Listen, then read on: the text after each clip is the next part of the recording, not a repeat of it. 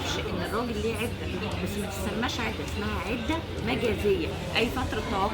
الراجل ما يقدرش يتجوز في الفتره دي. ايه هي الحالات اللي الراجل ما ينفعش يتجوز فيها؟ زي يكون الراجل متجوز 4 نساء وحابب يطلق الرابعه، ما يقدرش يتجوز الخامسة قبل ما عدة الرابعة تنتهي، والعدة بتاعتها 3 شهور كاملين. ولكن لازم نبقى عارفين، لان هو لو اتجوز في فترة عدة الرابعة هيكون جمع بين 5 زوجات، وده هيعرضه للمساءلة القانونية، بخلاف ان هو حرام شرعا وقانونا.